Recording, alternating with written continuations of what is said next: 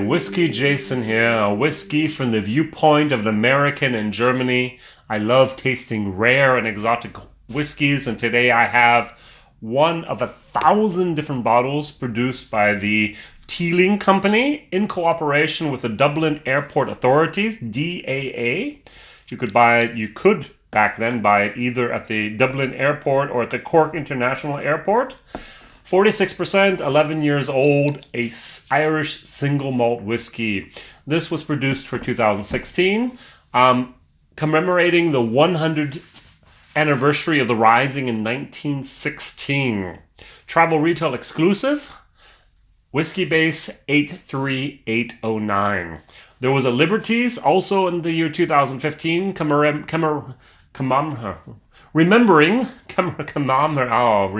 the 75th anniversary of the airport in Dublin, and 2013 there was a big international advertising campaign from Ireland where it was called The Gathering, where all the descendants of Irish immigrants all over the world should come back to Ireland and actually gather together. And my wife and I, we were in Ireland in 2013. That was very, very interesting. So let's see what we have. First of all, the nose. A little bit of wood that's not any more great. It's a little bit spoiled, a little bit rotten, a little bit off. There's not much going on otherwise in the nose. There's not much alcohol in spite it's 46%. There's a little bit of vanilla. There's a little bit of very, very überreif. That's German. Overripe watermelon, or a honey melon, or maybe even a cantaloupe, or maybe even an overripe pumpkin. Ooh, I've never had that one before. Pumpkin, I'm not sure about overripe. It might be actually not yet ripe pumpkin, to be honest. All right, let's try it.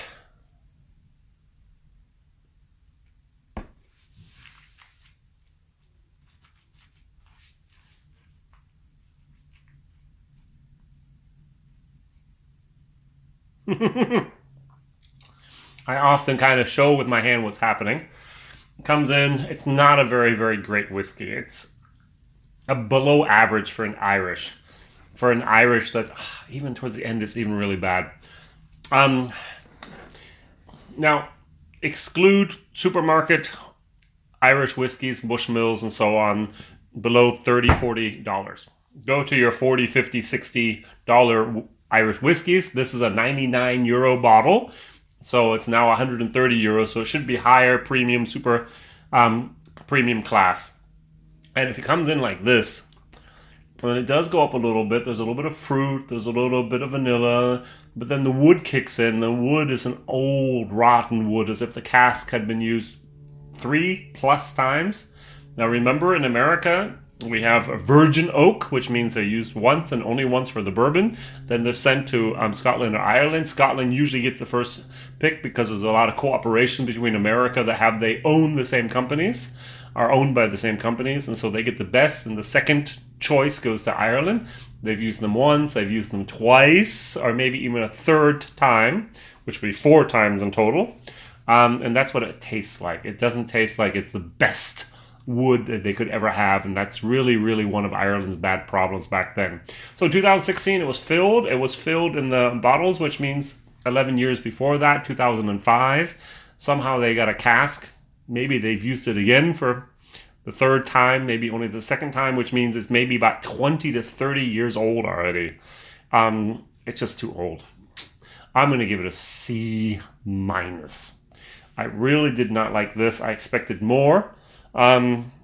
The Teeling, the Rising, if you find it at the airport in Dublin and or Cork, I would say pass over. Don't buy it. Not for that price.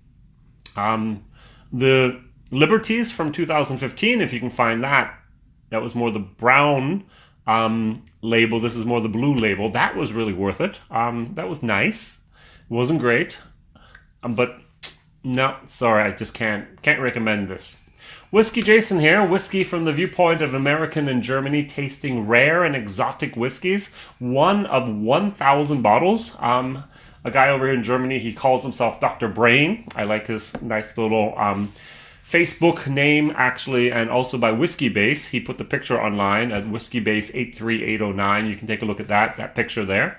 That's his picture that he did there. It's good, but it's not wow. And so it's not even good. It's not even great. It's So, but it's interesting to see what there was. And what I wanted to say was the Liberties from my last video. That was good. And also that WhiskyBase 69576. You can take a look at that. And if you find that on an airplane journey over here to Europe and you land for some reason Cork or in Dublin, and you can find that bottle, that would be the one I would recommend.